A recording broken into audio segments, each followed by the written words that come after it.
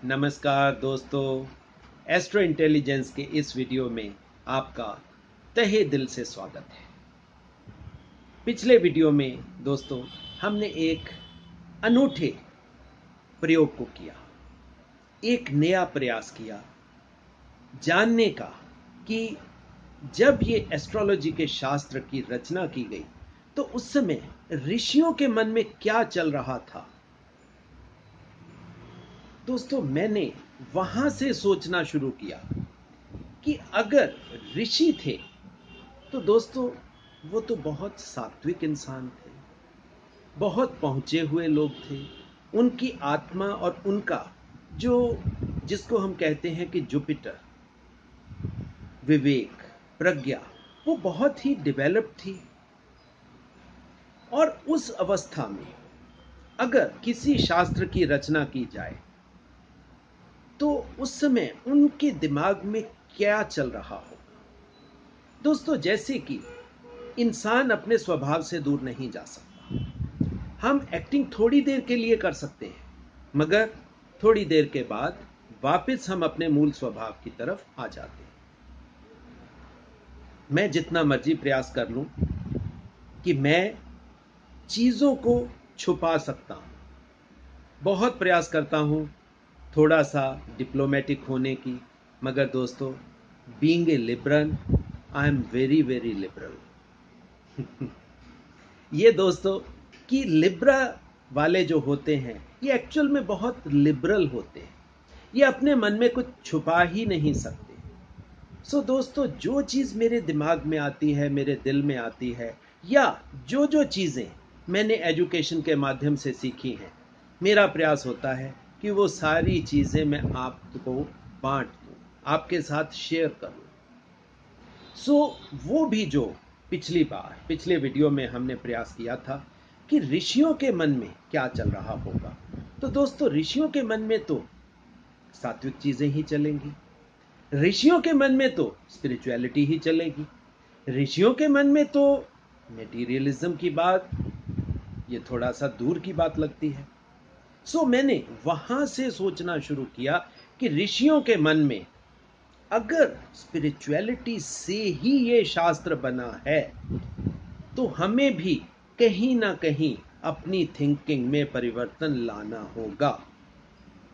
Astrology को predictive शास्त्र समझना ये हमारी भूल होगी। दोस्तों ठीक है, समझने के बाद आप किसी के बारे में कोई दो चार चीजें बता दो, वो एक अलग बात है, मगर बेसिकली स्पिरिचुअल लोगों से बनी हुई चीज मूलतः, क्योंकि उनका स्वभाव स्पिरिचुअल था तो उनका प्रोडक्ट भी स्पिरिचुअल ही होगा। दोस्तों पिछले वीडियो में हमने एक सैंपल हॉरोस्कोप से हमने दो एनर्जी एक्सिस को उठाया और प्रयास किया कि स्पिरिचुअल तरीके से एनर्जी एक्सिस को कैसे जाना जा सकता है। आज मैं उसी प्रयास को थोड़ा सा और आगे लेकर जाने का प्रयास करूंगा। देखते हैं कि क्या निकल कर आता है उसमें से। सो दोस्तों पिछले प्रयास को आपने सराहा, अच्छे कमेंट्स दिए, अच्छे कमेंट से हमारा जो प्रयास है वो सफल होता प्रतीत होता है। अगर आप हमारे इस एस्ट्रो इंटेलिजेंस के प्रयास को बढ़ाना चाहते हैं तो आप अगर चाहते हैं कि आप मेरे से डायरेक्ट फ़ोन पे बात करना चाहें, मगर दोस्तों एक निवेदन है कि अगर आप मेरे से फ़ोन पे बात करना चाहोगे तो आपको प्योरली एकेडमिक होके चलना होगा। उसमें अपने पर्सनल क्वेश्चंस, अपने पर्सनल हॉरोस्कोप प्लीज़ उसमें मत लीजिए, क्योंकि दोस्तों टाइम आपका भी उतना ही कीमती है जितना मेरा है, और दोस्तों टाइम सबके लिए लिमिटेड होता है, और मेरा टाइम तो दोस्तों है ही आपका। अगर आप पर्सनल क्वेश्चंस में मेरे टाइम को ज़्यादा लगाओगे, क्योंकि समय तो वो आपका है, अगर वो ही समय पर्सनल क्वेश्चंस में ज़्यादा निकल गया तो दोस्तों जो हमारा प्रयास है कि रिसर्च के माध्यम से हम कुछ और डेवलप कर जाएं, तो वो प्रयास हमारा छूट जाता है। सो दोस्तों, दोबारा मैं अपने इस एस्ट्रो इंटेलिजेंस परिवार का फ़ोन नंबर आपके साथ शेयर करता हूँ। वो है 9881164480। दोबारा सुन लें, 9881164480। उसके बाद अब दोस्तों हम आज की वीडियो की शुरुआत करने जा रहे हैं। आज की वीडियो में दोस्तों शुरू करने से पहले कुछ चीज़ें मैं आपको दोबारा रिमाइंड करवाना चाहता हूँ, और वो क्या है। सबसे पहले दोस्तों मैं दोबारा से उसी राहु केतु एक्सिस की बात करूँगा। हालांकि दोस्तों काफ़ी वीडियोस में मैं इस राहु केतु नाम के, जो मेरे हिसाब से तो देवता हैं और जो ये मिलकर एक एनर्जी एक्सिस बनाते हैं, इसको मैं बहुत डिटेल में आपको समझा चुका हूं। मगर आज मैं उसी चीज़ को एक्चुअल वीडियो शुरू करने से पहले दोबारा आपको रिमाइंड करवा दूं। दोस्तों, राहु को शास्त्रों में विजडम के नाम से समझाया गया है कि ये हमारी विजडम है। राहु को काल के नाम से भी समझाया गया है कि राहु ये काल है। इसी वजह से अगर आप पुराने शास्त्रों में किसी सर्प की आकृति को देखोगे कि एक तरफ से उसका मुंह खुला है और उसमें उसकी गोल करके जो उसकी पूंछ जब उसके मुंह में जाती है, तो ये काल का एक सर्कल डिनोट किया जाता है दोस्तों। तो राहु केतु के सम्मिश्रण से जो एक्सिस बनता है दोस्तों, ये सबसे पहले तो आप इस चीज को समझ लीजिए कि ये आपका ये जीवन अवधि है। ये आपका इस बर्थ का जो टोटल टाइम है, जो टोटल लाइफ है, that is your Rahu Ketu axis. अगर हमने वो एक्सिस शुरू कहां से होता है और समाप्त कहां से होता है, वो आप उसकी प्लेसमेंट से आप देख सकते हैं। तो वहां से आपको यह पता लगेगा कि हमने इस लाइफ में कौन कौन से कार्य तो अवश्यंभावी करने ही हैं। राहु केतु एक्सिस दोस्तों आपके हॉरोस्कोप का ये कार्मिक पैटर्न डिनोट करता है कि आपने वो कार्य जो राहु केतु एक्सिस जिस भी प्लेसमेंट में है, वो आपके लाइफ का, इस प्रेजेंट लाइफ का, वो आपका कार्मिक पैटर्न होगा ही होगा। आप बाकी चीजें छोड़ भी दें, सिर्फ राहु केतु एक्सिस के ऊपर कंसंट्रेट करें तो आपको यह चीज समझ में आ जाएगी कि ये आपके इस प्रेजेंट लाइफ का कार्मिक पैटर्न है। अब दोस्तों ये क्यों है, आप इसको भी समझ लीजिए। जब भी दोस्तों राहु को डिनोट किया जाता है शास्त्रों में चित्र के माध्यम से, तो आप देखोगे कि उसका मुंह खुला हुआ दिखाया जाता है।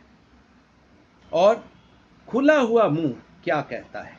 खुला हुआ मुंह यह बताता है कि जो टोटल इंफॉर्मेशंस हैं, टोटल एनर्जी है, जो हमें बाहर एनवायरनमेंट से, परमात्मा से, अच्छी चीजों के माध्यम से जो भी एनर्जी मिलती है, Rahu is responsible for getting that energy inside its body. वो सारी एनर्जी राहु के मुंह के थ्रू उस शरीर के अंदर आ जाती है। और जब सारी एनर्जी को लेने वाला प्लेनेट एक ही है, तो अब आप अपने आप समझिए, आपकी जितनी विजडम है, आपकी जितनी इंटेलिजेंस है, आप जिसको आईक्यू कहते हैं, वो आपको जितनी स्ट्रेंथ मिलती है, जितनी पॉजिटिव एनर्जीज, जैसे परमात्मा के ब्लेसिंग्स आपको मिलते हैं, वो सब एनर्जी आएगी राहु के माध्यम से। अब आप देखिए, अच्छी एनर्जीज जब राहु के माध्यम से आ रही हैं, तो दोस्तों ये खुला हुआ मुंह, ये आपके इस प्रेजेंट लाइफ का सबसे सात्विक, सबसे अच्छा एक इनलेट है। मैं कभी भी राहु को बुरा नहीं मानता, क्योंकि मेरा तो मानना ऐसा है कि राहु अकेला प्लेनेट है जो दोनों टाइप के रिजल्ट्स देने में सक्षम है, मैटीरियलिस्टिक भी और स्पिरिचुअलिस्टिक भी। अब आप देखिए, राहु को हम इनलेट मानते हैं और केतु को हम आउटलेट मानते हैं, यानी कि आत्मा कहां से अंदर आई और कहां से वो बाहर गई। ये आपका एक लाइफ का, प्रेजेंट लाइफ का, एक्चुअल में जिसको हम प्रेजेंट लाइफ का पूरा साइकिल कहते हैं, वो बनता है। सो दोस्तों, राहु केतु एक्सिस आपके हॉरोस्कोप का सबसे इंपॉर्टेंट एनर्जी एक्सिस है। बाकी जितने प्लैनेट हैं दोस्तों, वो उस लाइफ पैटर्न में, लाइफ साइकिल के अंदर कार्य करते हैं। राहु केतु उनसे बाहर कार्य करता है। अब आप एक चीज इस तरीके से समझ लीजिए, एक परमात्मा है और एक आपकी आत्मा है। आत्मा ने अगर लाइफ साइकिल लिया तो वो राहु केतु एक्सिस के माध्यम से लिया, और बाकी प्लैनेट्स की प्लेसमेंट आपकी जो दूसरी बेसिक एनर्जीज हैं वो बताएंगी। राहु दोस्तों शनि के बहुत करीब का वो है, प्लैनेट है। राहु शनि से थोड़ा सा ऊपर का, मगर ऑलमोस्ट वैसी एनर्जीज लेकर ही कार्य करता है। शनि का तो दोस्तों कार्य सिंपल है, जो जो कर्म आप कर रहे हो शनि ने तो सिर्फ उसका फल दे देना। मगर राहु उससे एक स्टेप और ऊपर जाकर भी कार्य कर सकता है। उसका कार्य क्षेत्र बहुत भिन्न या बहुत ऊपर है। सो दोस्तों, अब मैं अपनी वाणी को थोड़ा सा विराम दूंगा। आपको हॉरोस्कोप के माध्यम से समझाने का प्रयास करूंगा कि जो हम हाइपोथेसिस पे काम कर रहे हैं कि उसको अगर हम आगे बढ़ाएं तो उससे क्या रिजल्ट निकलकर सामने आ सकते हैं। दोस्तों, ये फिर हमने एक सैंपल हॉरोस्कोप लिया है। इस हॉरोस्कोप के D1 चार्ट को जब आप देखोगे तो आप पाओगे कि Rahu Ketu is present in 2nd and 8th axis, having 11th house and 5th house energies. उसके बाद जो दूसरा एक्सिस बनता है वो बनता है 3rd हाउस और 9th हाउस का। 3rd हाउस और 9th हाउस में, 3rd हाउस में प्रेजेंट है मंगल देवता और 9th हाउस में प्रेजेंट है शुक्र देवता। सो अगर हम इस हॉरोस्कोप को देखें, ये काफी यूनिक हॉरोस्कोप है। इसमें अगर आप पाएंगे तो इसमें तीसरा एनर्जी एक्सिस भी आपको दिखाई दे जाएगा, और वो है 5th हाउस और 11th हाउस, जिसमें गुरु वक्री होकर और चंद्रमा प्रेजेंट है। दोस्तों, ये काफी चैलेंजिंग हॉरोस्कोप है। चैलेंजिंग इसलिए है कि ये एक ऐसी आत्मा का हॉरोस्कोप है जिसको जीवन के शुरू में बहुत ही दुख मिला। कुछ हालात ऐसे बने कि उसके माँ बाप ने इस बच्चे को छोड़ दिया, उसको फॉस्टर पेरेंट्स ने पाला, और फॉस्टर पेरेंट्स ने पालने के बाद जब एक्चुअल में उसके प्लैनेट्स जागृत हुए, एंड दोस्तों वो आत्मा आज की डेट में बहुत सक्सेसफुली इस लाइफ में अपना जीवन यापन कर रही है। सो ये तो था उस हॉरोस्कोप के बारे में थोड़ा सा, जैसे हम कहते हैं कि थोड़ा सा उसके बारे में मैंने आपको बताया। मगर हम आज के इस वीडियो में ये जानेंगे कि एनर्जी एक्सिस एक्चुअल में क्या बताते हैं। दोस्तों, जैसे मैंने पहले कहा, जब भी आप किसी हॉरोस्कोप को खोलो तो सबसे पहले most important Rahu Ketu axis को आप देखो। अब आप देखोगे कि ये 2nd and 8th हाउस में प्रेजेंट हैं, और इसमें एनर्जीज यानी कि एनवायरनमेंट कौन सा है? ये एनवायरनमेंट है 11th हाउस यानी कि एक्वेरियस का, और 5th हाउस यानी कि लियो का। अब दोस्तों आप देखिए, जैसे ही हम 2nd हाउस को देखेंगे तो राहु यहां पर क्या बताता है? राहु यह बताता है कि कुटुंब में, राहु क्योंकि दूरी का प्रतीक है, तो कुटुंब से दूरी बर्थ के इमीडिएटली बाद हैपन हुई। मगर ये ही राहु यहां पर इच्छा पूर्ति यानी कि फुलफिलमेंट ऑफ डिजायर्स भी राहु के माध्यम से ही होने वाली हैं। अब आप देखिए, राहु क्या यहां पर 11th हाउस क्या बताता है? ये फुलफिलमेंट ऑफ डिजायर्स बताता है कि एनवायरमेंट ये ही होगा, मगर एक चीज है कि उस जातक को अपने घर से दूर जाना पड़ेगा। दूर जाएगा तो राहु उसको हर चीज जो राहु चाहता है वो उसको प्रदान करेगा। और सेकंड हाउस दोस्तों आप जानते हैं धन, वैभव, सामर्थ्य, ये सब चीजें देता है, क्योंकि ये मनी का हाउस है, वेल्थ का हाउस है, इसलिए मनी और वेल्थ। दोस्तों अब यहां पर मैं आपको एक चीज स्पिरिचुअल एंगल से समझाऊं। राहु कब देता है और क्यों देता है, आप इस चीज को समझिए। दोस्तों राहु देगा जब आप राहु की बात को मानोगे, राहु के समतुल्य बनोगे। राहु जो चाहता है इस जीवन में आपको एक्सपीरियंस देना, आप वो एक्सपीरियंस लोगे। राहु चाहता था कि ये जातक परिवार से दूर जाए। अगर दोस्तों वो उस परिवार में रह जाता तो राहु शायद उसको वो आशीर्वाद ना देता जो उसको आज आशीर्वाद मिला हुआ है। अब क्योंकि उसके जन्म देने वाले माता पिता बहुत गरीब थे, इसलिए वो उसको पालने में सक्षम नहीं थे, इसलिए उन्होंने उस बच्चे को एक फॉस्टर पेरेंट्स को दे दिया। अब आप देखिए राहु जो चाहता था एक्सपीरियंस देना उस जातक को मिल गया। सो जब राहु के मन में जो था वो पूरा हुआ तो राहु ने अपने अपार भंडार को उसके लिए खोल दिया। अब आप देखिए उसकी शक्ति कहां पड़ी थी। उसकी शक्ति पड़ी थी दोस्तों 8th हाउस में, 5th हाउस की एनर्जीज लेकर, जहां पर केतु प्रेजेंट है।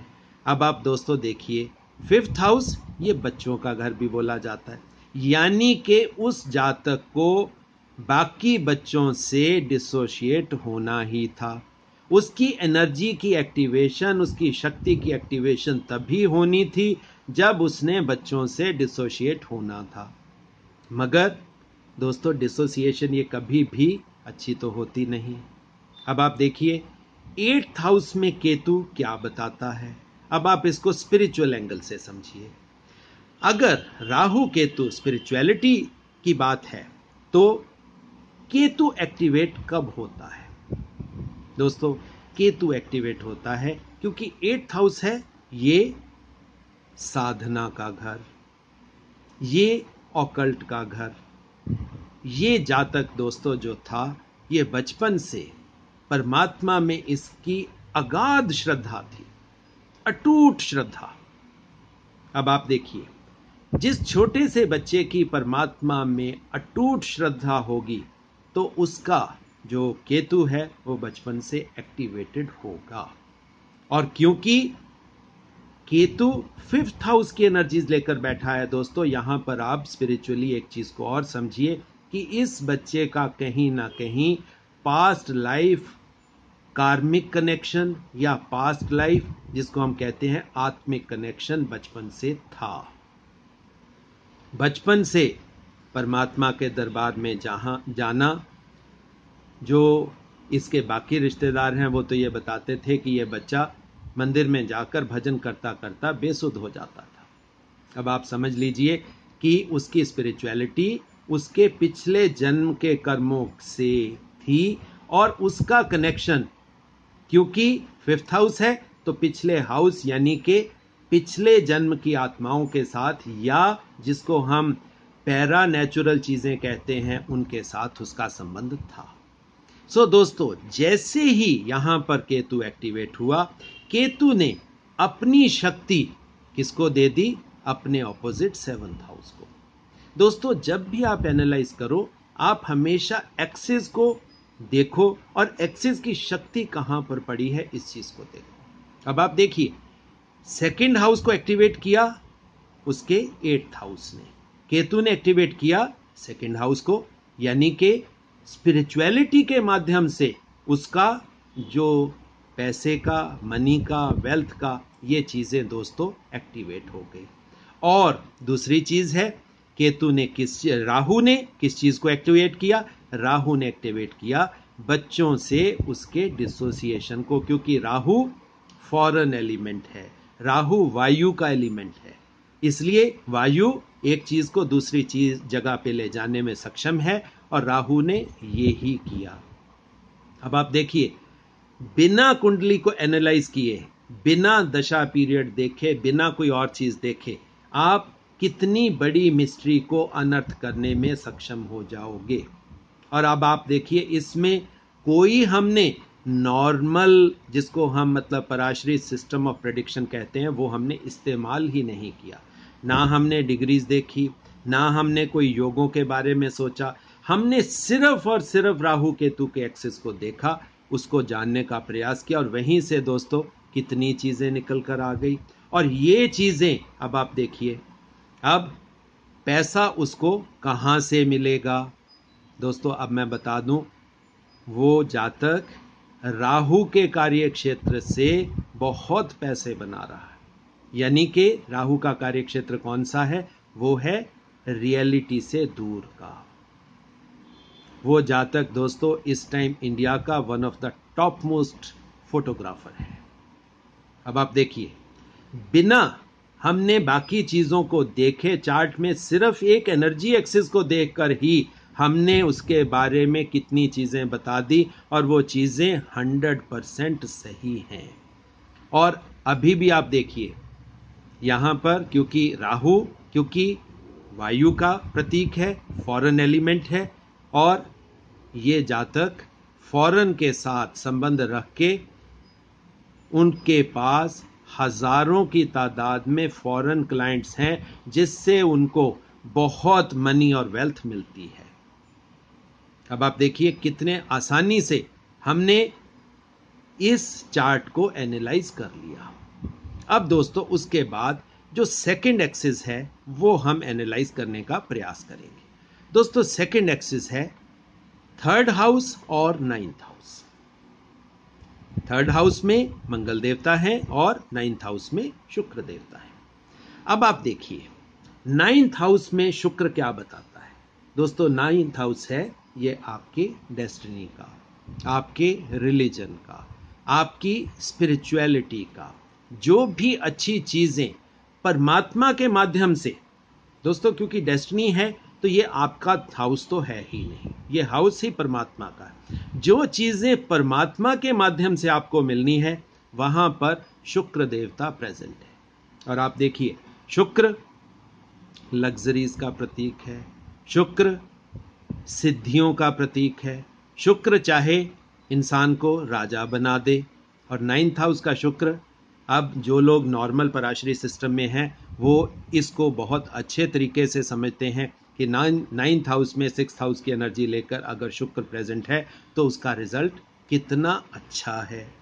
मगर अब आप देखिए, अगर यहां पर शुक्र को कुछ मिलना है तो उसकी एनर्जी कहां पे पड़ी है दोस्तों? उसकी शक्ति पड़ी है यहां पे, यानी कि उसको शक्ति मिलेगी मंगल से। मंगल जो उसको डिजायर्ड स्ट्रेंथ देता है, डिजायर्ड करेज देता है, डिजायर्ड मोटिवेशन देता है। हालांकि 12th हाउस की एनर्जीज हैं, कभी कभी लाइफ में सेटबैक्स आएंगे तो वो एनर्जी एक्सपेंड भी होती है, मगर फिर भी जितनी एनर्जी, जितनी शक्ति उसको चाहिए, वो शक्ति इस हाउस को देकर इसको बिजनेस में, क्योंकि सिक्स्थ हाउस दोस्तों, सिक्स्थ हाउस की एनर्जी ये बिजनेस एनर्जी है, ये पार्टनरशिप की एनर्जी है, ये कंपटीशन की एनर्जी है। और कंपटीशन की एनर्जी को एनहांस किया किसने? मंगल ने। और जितने नेगेटिव इफेक्ट थे दोस्तों, अब 12th हाउस नेगेटिव इफेक्ट्स देता है, एक्सपेंडिचर्स देता है, खर्चा देता है। तो मंगल ने यहां पर क्या करना है? उसने शुक्र की अच्छी चीजों के साथ फाइट नहीं करनी, उसने 12th हाउस की नेगेटिव चीजों से शुक्र को गार्ड करना है, शुक्र की पॉजिटिव चीजों को बचाना है। अब आप देखिए, जब भी आप कुंडली को एनालाइज करिए तो इस माध्यम से करिए कि इसकी एनर्जी इस हाउस में पड़ी है और इसकी एनर्जी इस हाउस में पड़ी, दोनों की शक्ति एक दूसरे का पूरक है। शुक्र को जितनी डिजायर्ड स्ट्रेंथ चाहिए, उसको जितनी शक्ति चाहिए अपने कार्य क्षेत्र में आगे जाने के लिए, वो प्रोवाइड हो रही है मंगल से, और मंगल क्या कर रहा है, उस हाउस में बैठकर उस हाउस की जितनी नेगेटिविटी है उस नेगेटिविटी से फाइट करके उसको कंपटीशन में और आगे ले जाकर सिद्धियां प्राप्त करवा रहा है। अब आप दोस्तों समझिए, ये था सेकंड एक्सिस का एनालिसिस, जिसमें हमने बहुत सिंपल और सरल तरीके से समझने का प्रयास किया। और मैं आपको बता दूं कि इस जातक के जीवन में ऐसी चीजें ही हुई। अब हम और आगे चलते हैं दोस्तों आज, क्योंकि समय है और हम इस तीसरे एक्सिस को भी समझने का प्रयास करेंगे। थर्ड एक्सिस है दोस्तों fifth house and 11th house. Fifth house में गुरु वक्री होकर सेकंड हाउस की एनर्जीज के साथ पड़े हैं, और चंद्रमा 11th हाउस में 8th हाउस की एनर्जीज को लेकर विद्यमान है। अब आप देखिए, दूसरा नॉर्मल इंसान यही कहेगा चंद्रमा और गुरु आमने सामने बैठे हैं तो ये गजकेसरी योग हो गया। मगर दोस्तों अब आप यहां पर एक चीज को समझिए, स्पिरिचुअली अगर आप किसी भी प्लेनेट या किसी भी ग्रह की एनर्जी को समझना चाहते हैं तो आप पहले उसके मूल स्वभाव को जानिए। अब मूल स्वभाव क्या है? मूल स्वभाव गुरु का है एक्सपैंड करना, बढ़ाना। जिस भी हाउस में गुरु बैठेगा, जुपिटर बैठेगा, वो उस हाउस की सिग्निफिकेशंस को एक्सपैंड करेगा, बढ़ाएगा। मगर दोस्तों यहां पर गुरु वक्री है। अब गुरु का यहां पर वक्री होना दोस्तों क्या समझाता है? इसका मतलब क्या है कि उसको कुछ पास्ट में कुछ चीजें उसकी पेंडिंग पड़ी हैं, यानी कि गुरु को पीछे जाकर कुछ कार्य करने हैं। और अब आप हैरानी होंगे यहां पर कि इस जातक को बचपन में एजुकेशन मिली ही नहीं, क्योंकि इसके पेरेंट्स सक्षम ही नहीं थे इसको एजुकेशन देने में। जब इसका मतलब उसको वापसी करनी थी, जब भी गुरु का कार्य करना था तो उसको वापस जाकर जीरो से शुरुआत करनी थी, जीरो से सीखना था। और जब जीरो से सीखना था तो उसको अब आप यहां पर लेके चलिए कि उसकी जो फॉर्मल एजुकेशन दोस्तों शुरू हुई इस जातक की, वो थोड़ा सा लेट शुरू हुई। मगर उससे पहले इस जातक ने, अब आप हैरानी मानोगे कि बहुत से धार्मिक चीजों को कंठस्थ कर लिया। देखिए यहां पर गुरु ने क्या किया, गुरु ने अपने असली स्वभाव में जाकर रिलीजियस चीजों को कंठस्थ करवा दिया, यानी कि फॉर्मल एजुकेशन बैक से शुरू कर दी, पीछे जाकर शुरू कर दी, जो कि उसका रेट्रो मोशन था। अब आप देखिए, ये जब छोटा बच्चा था, हालांकि स्कूल नहीं जाता था, मगर अपने जो समकक्ष बच्चे थे इसके, उन बच्चों को ये रिलीजियस चीजें पढ़ाता था, समझाता था।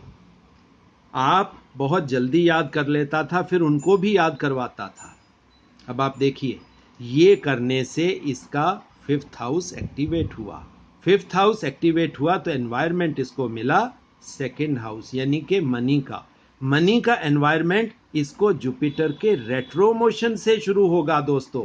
जब जुपिटर अपने रेट्रो मोशन में जाएगा तब ही वो अपनी एक्सपेंशन की गेम देगा, और बिना रेट्रो मोशन में जाए चंद्रमा का इसके ऊपर इफेक्ट आएगा नहीं। और यही चीज ये 8th हाउस की डिफिकल्टीज इसको बताती हैं। जो ये इसका इतना स्पिरिचुअल और रिलीजियस स्वभाव था इस जातक का दोस्तों, वो इसके मन से संबंधित था। इसका मन, अब आप देखिए, इसका मन की एनर्जी दोस्तों कहां पड़ी है? मन की एनर्जी पड़ी है यहां पर, retro Jupiter means fifth house. और फिफ्थ हाउस क्या बता रहा है? पिछले जन्मों की मेहनत और पिछले जन्मों के कुछ पेंडिंग कार्य। और वो पेंडिंग कार्य कहां के थे, किसके थे? वो थे जुपिटर से रिलेटेड।